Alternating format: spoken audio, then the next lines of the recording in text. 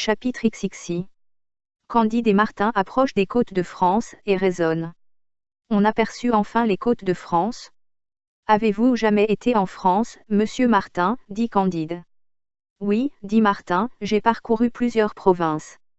Il y en a où la moitié des habitants est folle, quelques-unes où l'on est trop rusé, d'autres où l'on est communément assez doux et assez bête, d'autres où l'on fait le bel esprit, et, dans toutes, la principale occupation est l'amour, la seconde, de médire, et la troisième, de dire des sottises. Mais, monsieur Martin, avez-vous vu Paris? Oui, j'ai vu Paris, il tient de toutes ces espèces-là, c'est un chaos, c'est une presse dans laquelle tout le monde cherche le plaisir, et où presque personne ne le trouve, du moins à ce qu'il m'a paru. J'y ai séjourné peu, j'y fus volé, en arrivant, de tout ce que j'avais, par des filous, à la foire Saint-Germain, on me prit moi-même pour un voleur, et je fus 8 jours en prison, après quoi je me fis correcteur d'imprimerie pour gagner de quoi retourner à pied en Hollande.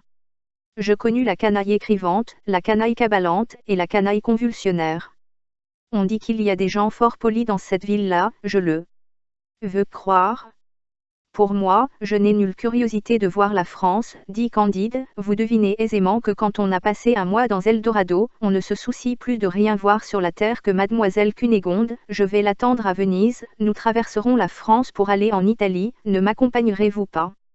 Très volontiers, dit Martin, on dit que Venise n'est bonne que pour les nobles Vénitiens, mais que cependant on y reçoit très bien les étrangers quand ils ont beaucoup d'argent, je n'en ai point, vous en avez, je vous suivrai partout. À propos, dit Candide, pensez-vous que la terre ait été originairement une mer, comme on l'assure dans ce gros livre qui appartient au capitaine du vaisseau? Je n'en crois rien du tout, dit Martin, non plus que de toutes les rêveries qu'on nous débite depuis quelque temps. Mais à quelle fin ce monde a-t-il donc été formé, dit Candide. Pour nous faire enrager, répondit Martin. N'êtes-vous pas bien étonné, continua Candide, de l'amour que ces 2 filles du pays des Oreillons avaient pour ces 2 singes, et dont je vous ai conté l'aventure? Point du tout, dit Martin, je ne vois pas ce que cette passion a d'étrange, j'ai tant vu de choses extraordinaires, qu'il n'y a plus rien d'extraordinaire pour moi. Croyez-vous, dit Candide, que les hommes se soient toujours mutuellement massacrés comme ils font aujourd'hui? Qu'il ait toujours été menteur, fourbe, perfide, ingrat, brigand, faible, voliges, lâche, envieux, gourmand, ivrogne, avare, ambitieux, sanguinaire, calomniateur, débauché, fanatique, hypocrite et sot? Croyez-vous, dit Martin, que les éperviers aient toujours mangé des pigeons quand ils en ont trouvé? Oui, sans doute, dit Candide.